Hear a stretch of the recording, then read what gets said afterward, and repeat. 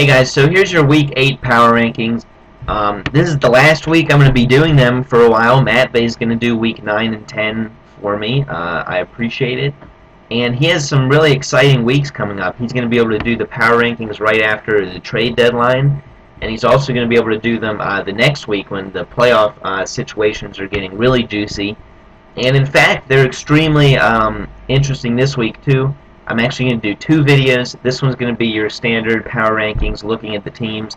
And what I think is probably going to be the better video, I'm going to just look at the scoreboard, the matchups coming up this week. I'm going to talk about everyone's playoff scenarios and how the matchups this week play into that. So make sure you watch that. But for now, we'll get started on this. I'm not a big fan of what Catco did this week, and even last week probably, as far as his trades. We're going to look at his team here. I think if we started the season off, you would not rank his team, maybe not even in the top 5. Peyton Manning and Luck would certainly be a good QB1-2 pair, but LaShawn McCoy is a good RB1. Fred Jackson, at this point, you would consider him a really good running back 2. But running back 3 is a huge question mark. You either have the Jets, shitty running backs. McGahee might be his best option, actually. McGahee has an easy schedule coming up, but he's really bad. And Jordy Nelson's the only receiver I'd have a ton of confidence in. Blackman's intriguing moving forward, maybe more so as a wide receiver 3. Tate might have some good weeks, but he's certainly going to have a dud or two, I would think. And Dwayne Bowe's just been depressingly bad. Michael Floyd's nothing to get super excited about. So I think Catco's in serious danger moving forward of falling from his #1 spot in the power rankings. I know he has a great record, but that's not everything as we move towards the playoffs. Contrastingly, Mike's team made a big move. He got rid of Rivers, and he picked up Dez Bryant.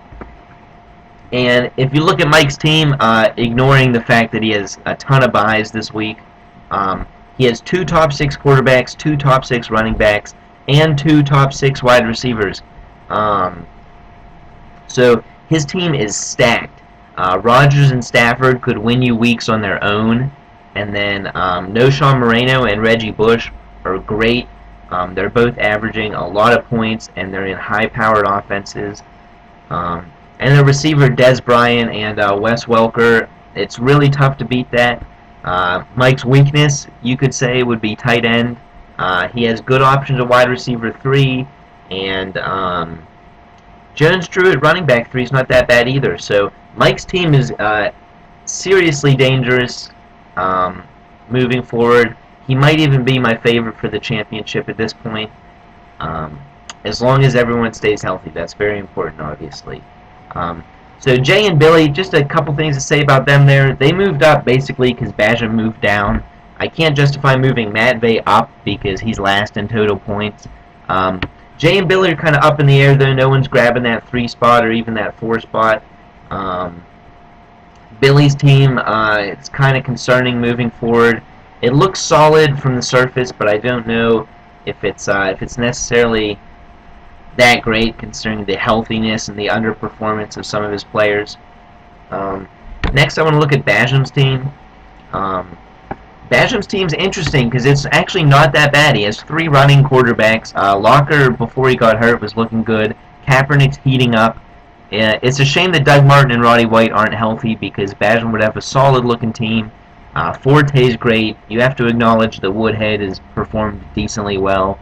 And A.J. Green obviously is a great receiver, and Hilton now with Reggie Wayne out, who knows what he's going to do. I don't like Mike Wallace, but he could have a good week or two here. So Bajam's team is interesting moving forward. I will say if you take away week 1, he's last in scoring. So I can't really justify him or Matt Bay much higher, even though they're 5-3. We'll see how that goes moving forward. Nick Clark's team might be the worst on paper if you had judged it at the beginning of the season. I'm running out of time, so I can't talk about that too much.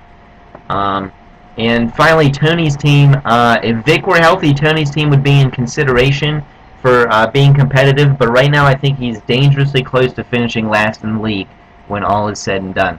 So look for the next video.